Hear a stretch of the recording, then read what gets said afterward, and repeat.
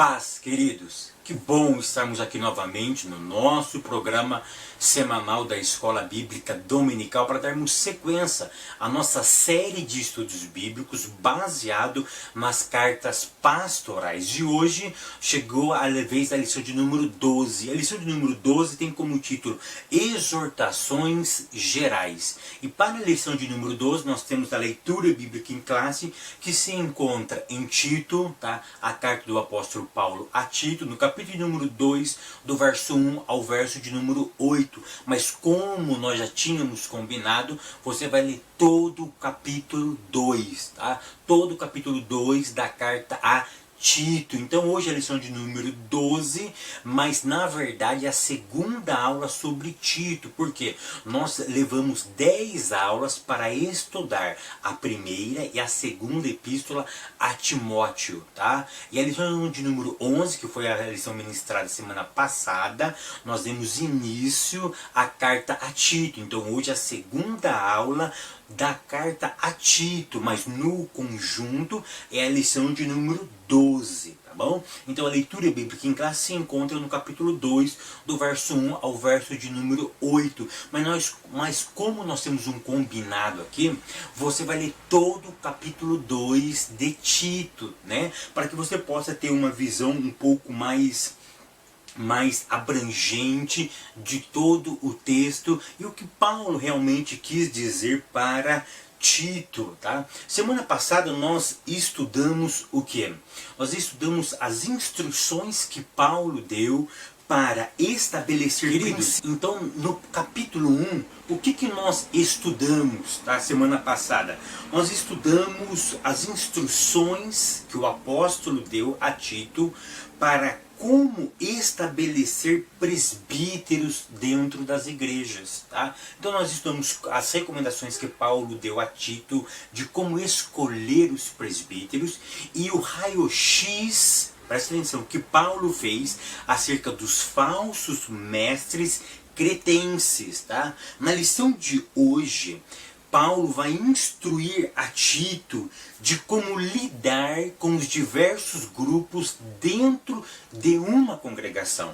Então o capítulo 1, ele disse o seguinte para Tito: Tito, você vai instituir, você vai supervisionar as igrejas. E para você supervisionar, cabe a você escolher presbíteros.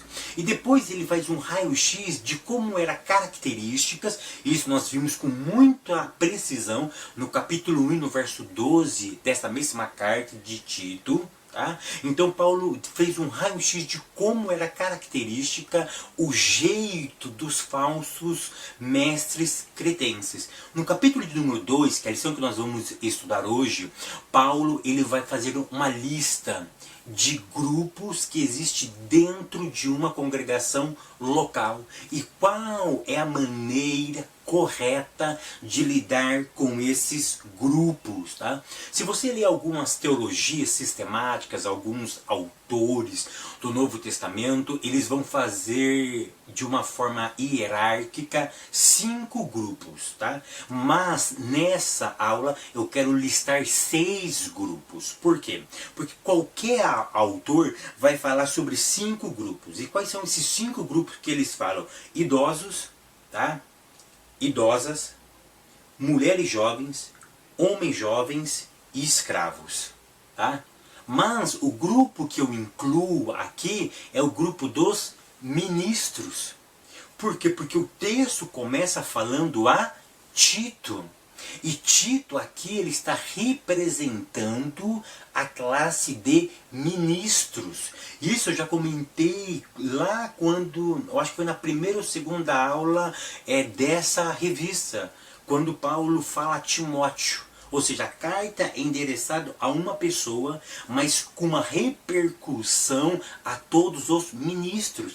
Então por isso que eu incluo a classe dos ministros.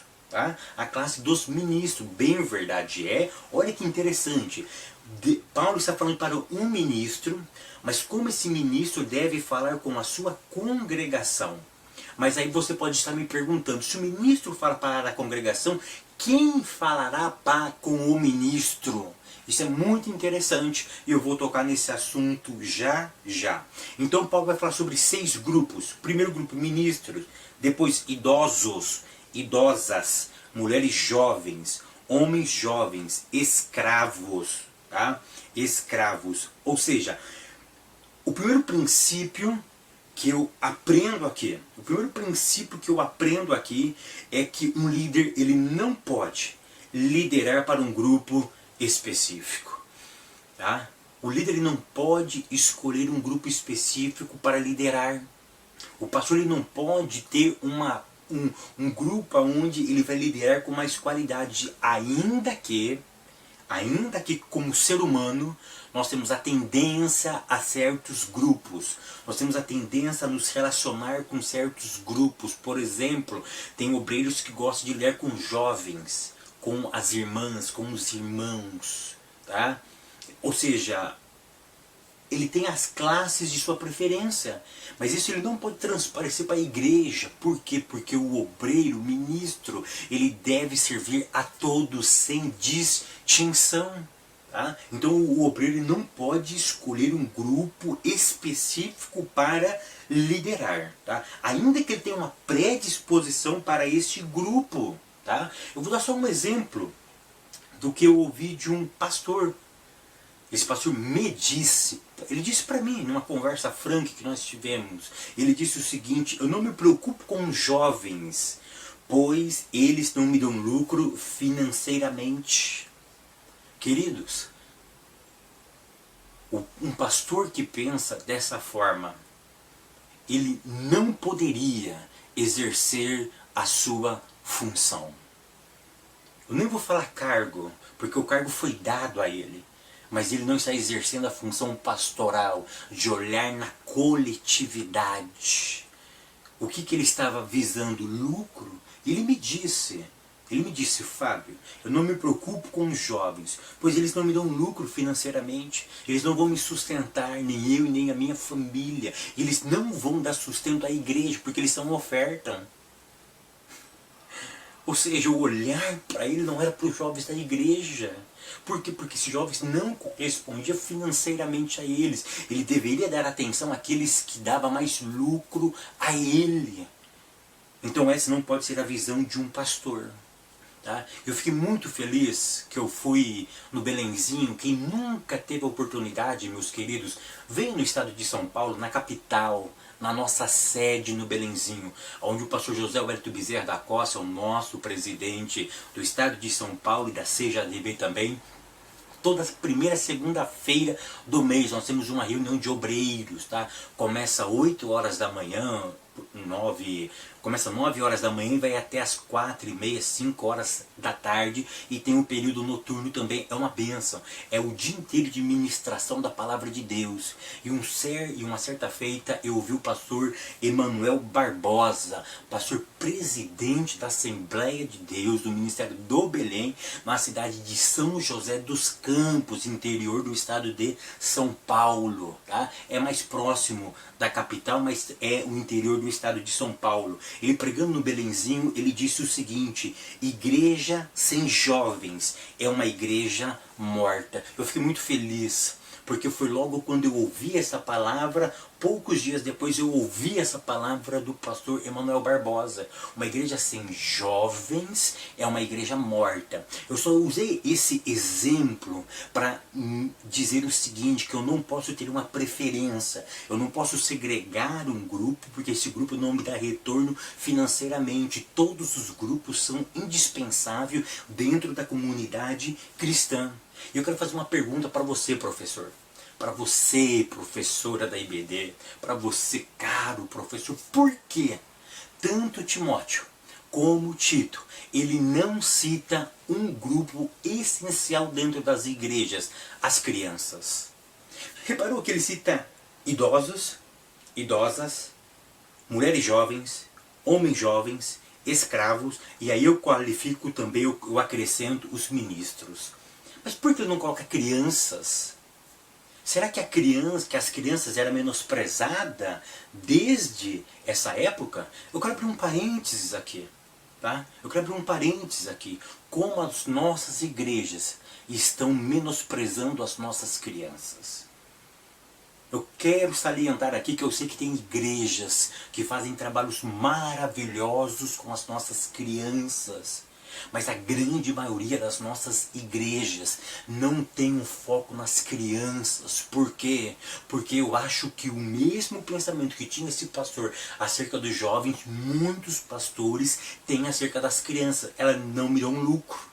Ela não me dá retorno financeiro. Para que eu vou investir nelas, sendo que elas não retribuem e não acrescentam nada às nossas igrejas? Queridos, as nossas igrejas precisam investir na área infantil. Nós estamos deixando a desejar na área infantil. Tá? A lição de hoje fala sobre exortações gerais em todos os âmbitos da igreja. Mas a pergunta que eu faço é por que Paulo não menciona as crianças? Paulo não gostava de criança? As crianças não eram importantes? Leva essa questão para a sua classe. Pergunte a eles. Você pode ter uma outra resposta. Mas eu fiquei pensando nessa pergunta que eu mesmo formulei na minha cabeça aqui, e sabe no que eu cheguei a uma conclusão?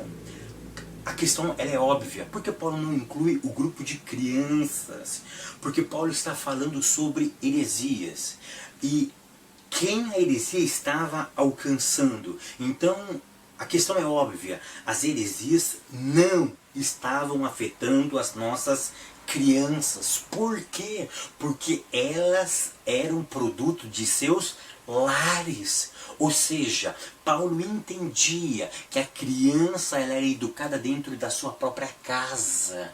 Ou seja, ela recebia instrução dentro da sua casa. Ela não tinha o discernimento intelectual, teológico e espiritual para discernir o que é uma heresia. Ou seja, ela absorvia tudo aquilo que vinha dos seus lares. Então por isso que Timóteo e tanto Tito iria combater as heresias para os idosos, para as idosas, para as moças, para os jovens, para os escravos e para os ministros de sua santa e bendita palavra.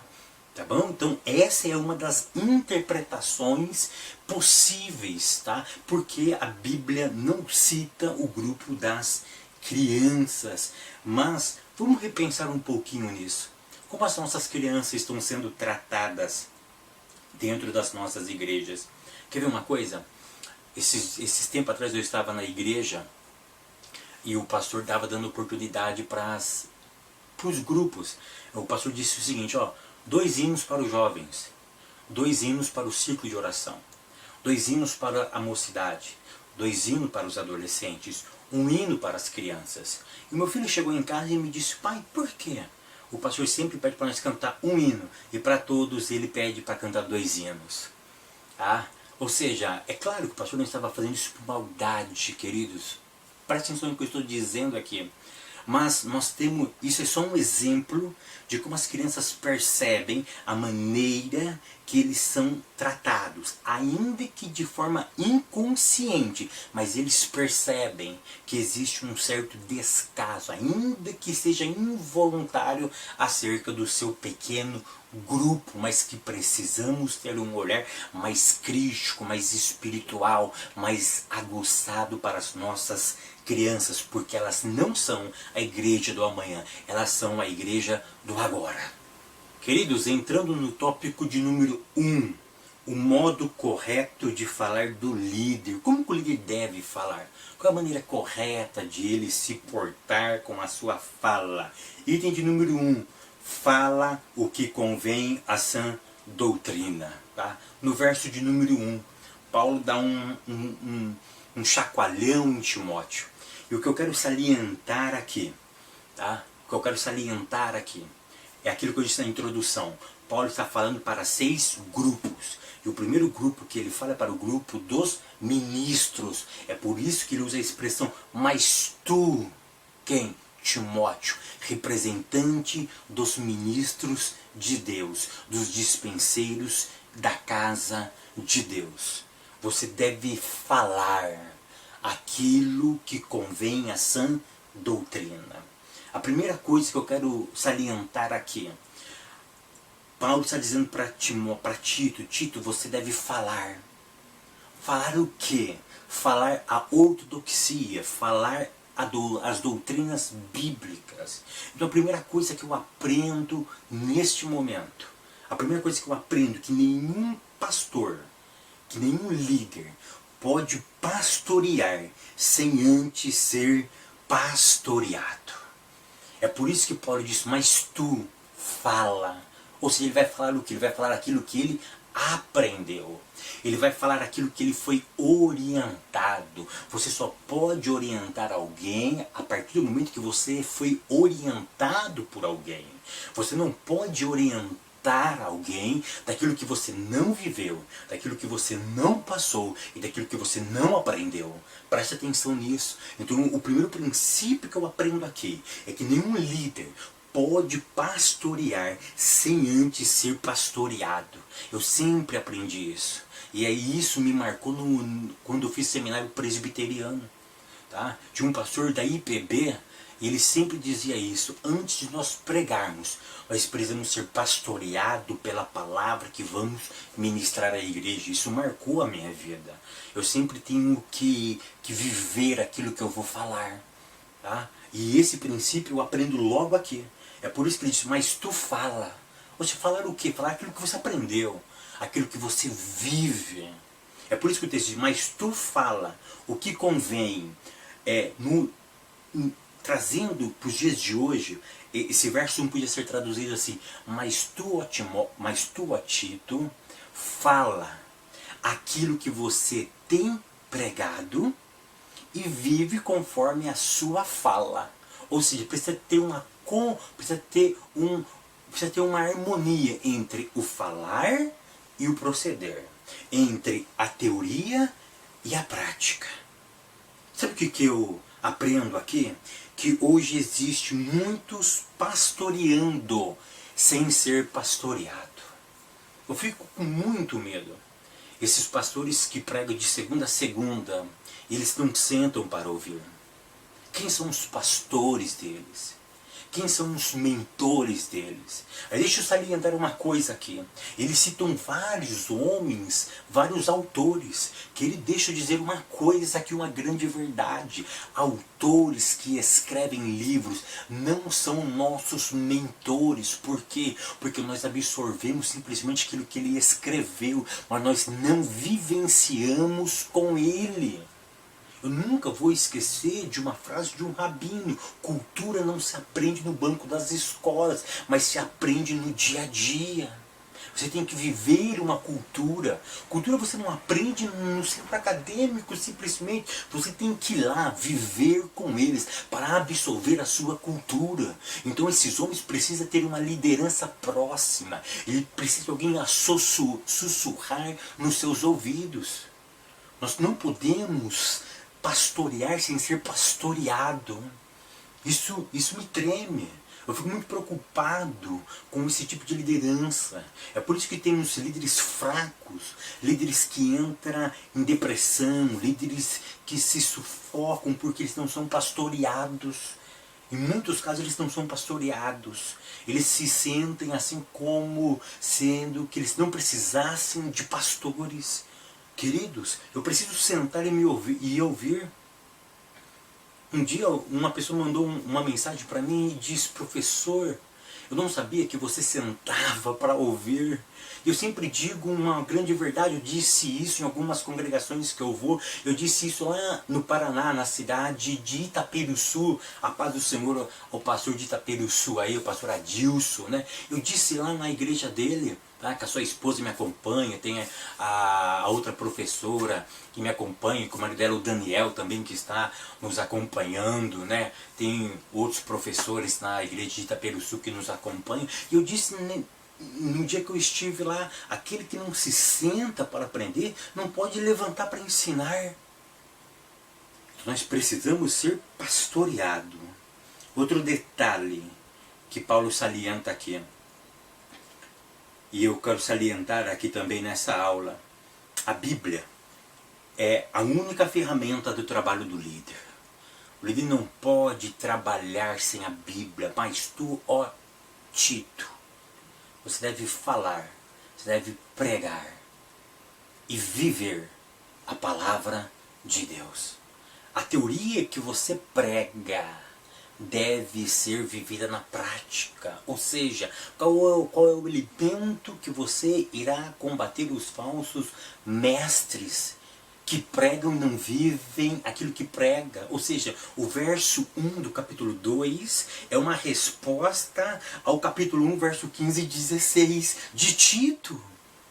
E Paulo está dizendo a Tito, Tito, tenha a única ferramenta de trabalho, a palavra de Deus. E deixa eu aplicar isso para os nossos dias. Hoje os nossos púlpitos estão se transformando em muitas coisas, menos um culto, um púlpito espiritual, onde a palavra tem proeminência. Nós vemos filosofias, nós vemos psicologias, pedagogias, nós vemos teologias, nós ouvimos misticismo, esoterismo, sincretismo, mas pouquíssimas vezes estamos vendo realmente a palavra de Deus sendo ministrada como ela é. Queridos, continue somente pregando a Bíblia. Somente a palavra de Deus deve prevalecer. O que eu faço com a filosofia, com a psicologia, ela é serva, ela não é senhora. Ela simplesmente me auxilia no momento que eu preciso, mas ela não comanda a minha mensagem. Quem comanda a minha mensagem é o Espírito Santo de Deus. Eu não preciso de mecanismo para emocionar. Eu não preciso de técnicas de oratória para envolver o público. O que atrai o público é a unção de Deus. O que atrai o público é a glória de Deus. O que atrai o público é a mensagem pregada da forma que ela é.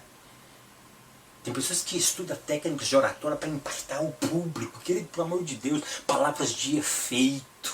Me disseram, certa feita, no final de cada frase, dá uma entonação mais forte e atrai o público para si, pelo amor de Deus, querido. Nós precisamos da verdadeira palavra sendo pregada. Um outro detalhe, estudo bíblico, que o nosso autor fala. E sem dúvida nenhuma, o estudo bíblico ele está fora de moda. Por quê? Porque estudo bíblico demanda tempo. E hoje nós estamos vivendo um mundo corrido, não é verdade? Uma certa feita um pastor me disse o seguinte: Pastor Fábio, eu não tenho nem tempo às vezes de estudar. Às vezes Deus me dá mensagem no carro e trabalhando, e eu chego em cima da hora e vou para a igreja e prego, Deus se manifesta. Eu acredito nisso? Claro que eu acredito. Mas ele não vai ter alimento por muito tempo. O estudo bíblico, ele fortalece a vida do pastor para fortalecer a vida da igreja. Querido, nenhum pai de família, presta atenção, morrendo de fome, alimenta os seus filhos da maneira correta. Porque se ele está morrendo de fome, o que ele tem para ofertar para os seus filhos? Aí eu trago isso para a igreja, um pastor que é raquítico espiritual, raquítico de leitura bíblica. Como ele vai alimentar a sua igreja? Ele vai alimentar do quê? De emocionalismo. Foi o que eu disse aqui, ó. Hoje temos uma geração não bíblica, não ortodoxa, mas nós temos uma geração emocional, carnal, temporal e não estudiosa, não criteriosa, mas abraça aquilo que vem. Como que a maneira correta de um líder falar? Segundo ponto, saber falar e saber ouvir. Olha o que diz Tiago, capítulo 1, verso 19. Olha o que diz Tiago: sabei isto, meus amados irmãos, mas todo homem seja pronto para ouvir, tardio para irar e tardio para falar. Perdão que eu inverti a ordem aqui, né? O texto eu estava lendo aqui, mas eu acabei me perdendo. Ó. Mas todo homem seja pronto para ouvir, tardio para falar e tardio para irar. Então preste atenção. Essa expressão que Tiago usa serve para o líder. O líder deve ser pronto para ouvir. Querido, se você ainda não ouviu, ouve as minhas 13 aulas baseadas em Tiago. Tá? Que eu explico esse texto com muito detalhe. Olha que interessante, quando Tiago disse, olha, todo homem seja pronto para ouvir. A palavra pronto aqui no original grego é a palavra táxi. A palavra táxi que nós temos hoje, que são aqueles carros de serviço que você liga para o táxi, táxi, eu preciso que você leve eu a tal lugar, o táxi vem para te atender. A palavra táxi significa rápido, significa ligeiro. O que é um táxi? Táxi é um carro de serviço. O táxi deve estar sempre disponível. O táxi, ele deve sempre atender o cliente. Por quê? Porque nós sempre temos pressa. Quando eu estou com pressa, eu peço um táxi. É claro, tem que ter dinheiro, né? Mas quando eu estou com pressa, eu preciso de um táxi. Olha que interessante a analogia que Tiago está fazendo e eu transporto para o líder. O líder tem que estar sempre pronto para ouvir as suas ovelhas. Tem líder que não se preocupa com isso. Tem líder que não dá ouvido às suas ovelhas. Líder, nós precisamos ser rápidos e ligeiros para ouvir a necessidade das nossas ovelhas. Então o líder precisa ser pronto para ouvir. E para falar, muito tardio. Por quê? Porque a palavra tardio, ou tardio, no grego é brades. E brades é uma palavra grega que dá a ideia de lentidão mental para raciocinar. É alguém que tem uma deficiência para pegar as coisas faladas a elas. Tipo aquelas pessoas que quando você conta uma piada, tem que ser santa a piada, né? Quando você conta uma piada, ela demora para pegar, depois de 2 dias ela dá risada. É isso que Tiago está falando. Ou seja, Tiago está falando o seguinte, para você ouvir, rápido e ligeiro, pronto, rapidinho. E para falar, tardio. Ou seja, o que Tiago está querendo dizer? Reflita antes de falar. Raciocina. Calcule o que você vai falar. Tem líder que não calcula aquilo que vai falar. Tem líder que não calcula aquilo que vai falar. Sabe uma das coisas que eu acho antiético, antibíblico? Nem antiético, não é antibíblico. Obreiro chamar a atenção de uma outra pessoa em público. Não, mas ele é o pastor, ele pode nada. Respeito é bom e todo mundo gosta. Nós temos que parar com isso. Nós devemos valorizar o ser humano. Aquilo que eu não quero que faça para mim, eu não faço para os outros.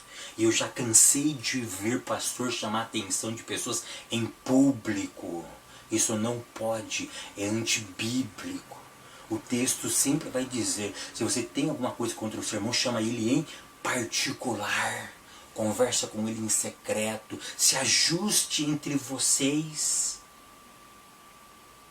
Ah, é isso que o texto está querendo dizer. Então, para falar, pense, reflita. Para ouvir, rápido e ligeiro. Queridos, falando sobre ainda entre falar e ouvir, deixa eu dizer uma coisa aqui. Líder também não pode somente dar mais atenção àqueles que lhe é conveniente. Um dia eu estava conversando com um pastor, eu cheguei, ele começou a conversar comigo, nós começamos a conversar e ele sempre, nós estávamos num lugar onde passava muitos pastores, muitas pessoas, e ele conversando comigo ligado assim, ó, prestando atenção em todo mundo que passava. Quando passou, porque eu não sou importante, eu não tenho dinheiro, não sou famoso, tá? Tenho uma vida pacata, uma vida simples, tá? Eu ando de bicicleta, embora eu tenha meu carro, mas eu ando de bicicleta, tá? Eu não uso roupas de marca, eu sou uma pessoa simples, uma pessoa do povo, tá? Eu sou uma pessoa simples. Então ele estava olhando, passou esses pastores que chama de grandão, ele deixou eu falando sozinho e foi atender aquele pastor. Na verdade o pastor nem chamou ele foi atrás daquele pastor. Tem muitos pastores que ficam olhando quem ele vai ouvir. Tá? Um dia eu fui conversar com um certo pastor e ele me disse o seguinte, é rápido que você vai falar? Horas. Eu sou ovelha. Eu sou ovelha. E a pergunta é rápido que você vai falar? Mas nós percebemos que quando são pessoas importantes, nós temos todo o tempo do mundo para essas pessoas. Não escolhe pessoas para ouvir. Ouve todas as pessoas. Ouve o seu rebanho. Cuida deles. Seja pronto para ouvir. Rápido e ligeiro. Porque às vezes ele tem uma grande necessidade para te falar. Ele não pode esperar. Ele precisa te falar. Ele precisa desabafar. Às vezes ele quer só falar. Ele não quer nem que você fale. Ele quer simplesmente que você ouve aquilo que ele está falando. E para falar, seja muito lento. Não interrompa as pessoas enquanto elas estão falando, porque em alguns momentos elas estão se desabafando. Elas estão estão derramando a sua alma perante você. Ele só quer desabafar. E não atenda pessoas de forma segregada. Ouve todos da mesma forma. Item número 3. Como que o líder deve falar? Integridade no falar. Aí ele cita Tito 2, verso 8. O que eu aprendo aqui? Eu aprendo o seguinte: precisa ter coerência entre o falar e o viver. Hoje, muitos cristãos despregam com as suas atitudes aquilo que pregam. Uma outra coisa que o líder precisa ter o mesmo peso e a mesma medida para qualquer grupo dentro da igreja. Ele não pode ter uma medida de 10 quilos, ele não pode pegar uma marreta de 10 quilos para os jovens e uma marretinha de 1 grama para as irmãs. Para os jovens ele pega uma marreta de 1000 quilos. Pá! Já viu que na igreja o que mais apanha são os jovens? É que e bate na molecada, e bate nos jovens, e bate neles. Aí pega as irmãzinhas, é com uma pena. Irmãos, cuidado. Não tenha 2 pesos e 2 medidas. Não fale de uma forma áspera com um grupo e não fale de uma forma branda para um grupo. Trata todos iguais. Trata todos iguais. Trate todos iguais. Tópico de número 2. Exortações aos idosos, aos jovens e aos servos. Item de número 1. Como os idosos devem portar-se? Verso de número 2 do capítulo 2 de Tito. Os velhos que sejam sóbrios, graves, prudentes, são na fé, na caridade e na paciência. Queridos, dentre vários princípios que Paulo instrui Tito a ensinar aos anciãos, Paulo salienta o princípio de terminar a caminhada cultivando os mesmos atributos adquiridos no início da caminhada. O que Paulo está dizendo aqui para os velhos? Tem vários princípios aqui, porque ele fala sobre sóbrio, que sejam sóbrios, que sejam graves, prudentes, são na fé, na caridade, e ele termina com a palavra paciência. Tá? Paulo está falando várias coisas aqui para eles, mas uma das coisas que Paulo está salientando e que eu não vi em obra nenhuma, é isso que eu estou salientando, tá? Porque o que todo mundo fala e o que está claro, eu não precisava estar aqui falando com vocês. Eu estou tentando mostrar aquilo que ainda poucos viram ou poucos prestaram atenção.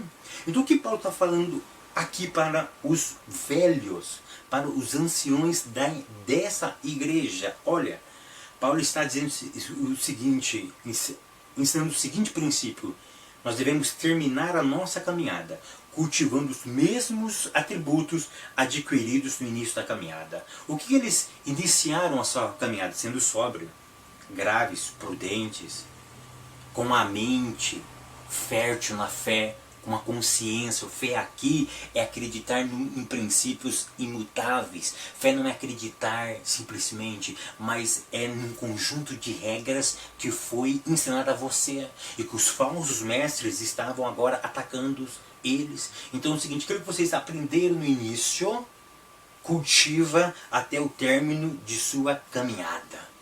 Porque tem muitas pessoas que começam bem e terminam mal. Então Paulo está aconselhando esses senhores. Na verdade, Paulo está dizendo a Tito de como eles deveriam se direcionar a esses senhores. Que eles deveriam terminar a carreira deles da mesma forma que eles tinham começado. E aí Paulo salienta os princípios que esses jovens, que esses anciões tinham aprendido e que eles deviam continuar cultivando esses princípios. Tá? Aí ele vai para o segundo grupo, tá? O grupo das mulheres idosas. Tá? As mulheres idosas. Olha o que ele diz aqui no no item 2. As mulheres idosas devem ser exemplo para as mais novas. Tá? Verso de número 3. As mulheres idosas, semelhantemente, que sejam sérias no seu viver, como convém às santas, não caluniadoras, não dadas a muito vinho, e mestras no bem. Tá? Aqui pode ou não estar sendo direcionado às diaconisas. Tá? Preste atenção. Muitos autores vão dizer que Paulo está escrevendo às diaconisas. Tá? Eu não vou entrar nesse mérito se Paulo estava dizendo às diaconisas ou não. Mas o importante aqui é as qualidades que deve ter uma mulher idosa, uma mulher experiente, com mais tempo de vida do que as outras. Primeira qualidade, ela deve ser sérias. O que é a palavra séria aqui? Séria aqui é o modo compatível com a sua função e com a sua idade. A palavra séria aqui equivale ao seguinte: você deve viver compatível à sua idade. Trazendo para os dias de hoje, uma senhora de 50 anos não pode viver como uma mocinha de 16 anos. Chegou essas senhoras que querem viver uma vida jovem. Eu sei que, claro, mas eu preciso me conservar, eu sei. Eu não estou falando de não conservar-se. Eu não estou falando de não tratar da sua pele. Eu não estou falando, a Bíblia também não está falando sobre o desleixo e o desuso, o descuidado que devemos ter. Mas a Bíblia está nos ensinando que você deve viver aquela realidade da sua vida. Tá? É isso que o texto está querendo dizer. Séria aqui é o modo compatível da sua função e da sua idade. Ou seja, para cada momento tem as coisas certas. Então as senhoras devem viver da maneira correta, compatível à sua função e à sua idade. Então uma irmã idosa não pode querer viver igualzinho uma mocinha por aí. Tá? É isso que o texto está querendo dizer. Uma outra qualidade, tá? Ela não pode ser caluniadoras, acusar injustamente alguém. E deixa eu ir mais longe aqui. Quem age assim, quem assim age, está se igualando ao inimigo de Deus. Porque a palavra caluniadoras, ou caluniador aqui, equivale à palavra diabolos, diabo, aquele que acusa injustamente. Aquele que acusa injustamente. Tá? Então as mulheres idosas não podem ter esse perfil. Tá? Então eu peguei essas duas qualidades que eu achei super interessantes. Tá? A primeira qualidade é sérias, é viver de acordo com a sua função e com a sua idade, e não ser caluniadoras, não agir de forma injusta. Tá? E aí eu faço uma pergunta: por que as idosas são colocadas como referência para as jovens e os idosos não? Por exemplo, porque as irmãs mais velhas são referências para as meninas mais novas? E porque os anciões da igreja não são tidos como referência para os mais jovens? Queridos, eu vou fazer diferente agora. Nessa pergunta eu não vou responder. Eu quero, se possível, manda no meu Face, né? Fábio Segantin, ou na minha fanpage Evangelista Fábio Segantin, tá? Vai ter o meu e-mail hebraicosegantin@hotmail.com, tá? Você pode mandar um zap para mim também, responder, ou no próprio YouTube, você deixa o seu comentário acerca dessa pergunta. Eu nunca fiz isso, né? Mas eu vou fazer dessa vez, é uma pergunta muito interessante, eu quero ouvir a tua resposta, tá? Item de número 3, um outro grupo que Paulo diz como deve ser tratado na igreja é os jovens, no verso de número 6, tá? Eu quero lembrar uma coisa aqui, que na época em que Paulo escreve, não tinha divisão de como nós temos hoje. Pré-adolescentes, adolescentes, juvenis. Naquela época todo mundo era jovem, ou seja, saiu de 12 anos, completos, que 13 anos, tá?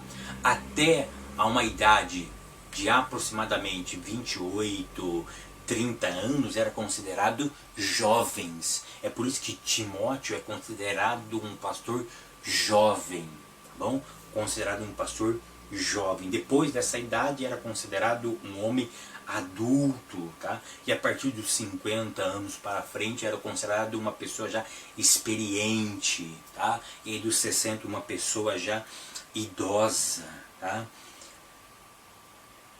O que eu quero salientar sobre os nossos jovens, eu disse que tem pastores que pegam uma marreta de 1 tonelada para os jovens e uma pena para as nossas irmãs, mas eu quero abrir os nossos olhos aqui. Nós, líderes, precisamos salvar os nossos jovens. Eu não sei aí aonde você congrega, mas nós estamos vivendo uma geração de jovens descompromissados. Nós estamos vivendo uma geração de jovens não amantes da palavra. Nós estamos vivendo uma geração de jovens, presta atenção, que quando tem feriados nacionais, eles são convidados não para orar, nem para estudar a Bíblia, mas são convidados ao entretenimento. Nós precisamos salvar os nossos jovens. Nós não precisamos de uma cultura que faça festa gospel para os nossos jovens. Deixa eu dizer uma verdade aqui.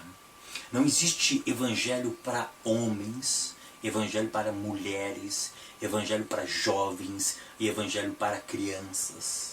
Existe um evangelho, ele pode ser falado na forma diferente, mas só existe um evangelho. E nós estamos vivendo hoje uma geração de pregadores que pregam especificamente para jovens, mas um outro evangelho, aonde hoje não se fala mais sobre pecado com jovens. E nós estamos tendo índices alarmantes de sexo antes do casamento. Isso é alarmante. Na minha época, 22 anos, quando eu me converti, um jovem, quando fazia sexo antes do casamento, era muito difícil dentro da congregação. Hoje é coisa, parece coisa normal. Ah, o fulano, o Bertano ficou com a Bertana. Ah, é legal, se viu, Bertana. Irmãos, irmãs, pelo amor de Deus, nós precisamos salvar essa geração de jovens, porque eles serão os pastores de amanhã, os líderes de amanhã. E se eles não tiverem um compromisso como teve Davi, com 17 anos, matando leão e matando urso, nós vamos ter uma geração fraca, como a geração dos filhos de Eli. Se nós não tivermos uma geração como a geração de José, que com 17 anos teve uma promessa de Deus e viveu essa promessa de forma intensiva, nós vamos ter uma geração fraca nos evangelhos daqui a alguns anos. Precisamos salvar os nossos jovens. Você que é líder de jovem, pense nisso. Não traga entretenimento, traga compromisso. Não libere somente palavra de profética para eles, mas faça com que eles sintam o peso do pecado, o peso dessa geração, que eles tenham a mente de Daniel, de não se conformar com este mundo, mas renovar ela, como diz Paulo, pelo entendimento deles. Vou parar aqui, senão eu vou pregar para jovens. Ponto 4. O comportamento dos servos cristãos, que está do verso 9 ao verso de número 10. Paulo vai falar a Timóteo aqui sobre senhores e servos crentes, tá? Como que deveria ser o relacionamento entre um patrão e um empregado cristão? Naquela época tratava como senhores, senhor e escravo. Não vamos lembrar dos escravos, por exemplo, que tivemos no Brasil, né? Que ficava lá toda hora sendo chicoteado. Não é bem essa a ideia, tá? Não é essa a ideia, tá? Embora tinha alguns escravos que apanhavam assim, mas não é essa a ideia dentro desse contexto somente, tá? Somente.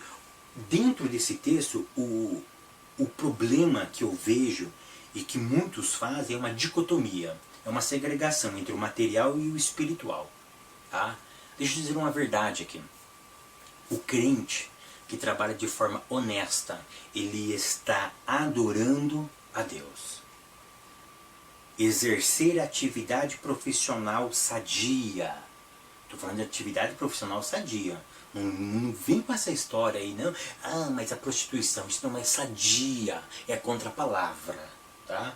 Então, eu vou te uma coisa bem clara. Exercer uma atividade profissional sadia é um ato de adoração a Deus.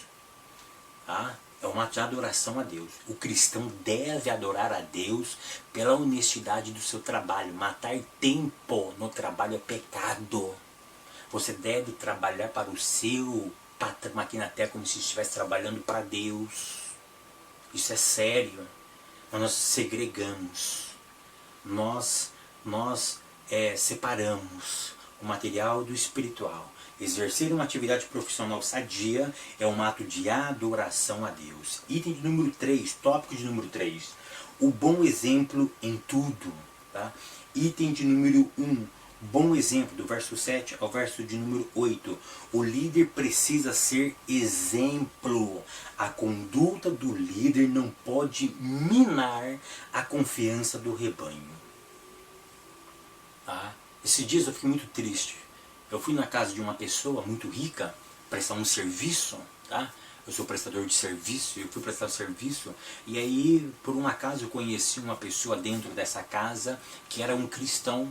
E aí nós começamos a conversar, que igreja que é você? Eu comecei a falar com ele, ele falou comigo, tal. Ah, o pastor seu é Albertano, tal. Aí ele olhou para mim e disse, nós não aguentamos mais aquele pastor. E depois ele me disse, nós não vemos a hora dele sair da igreja. Eu fiquei preocupado com aquilo.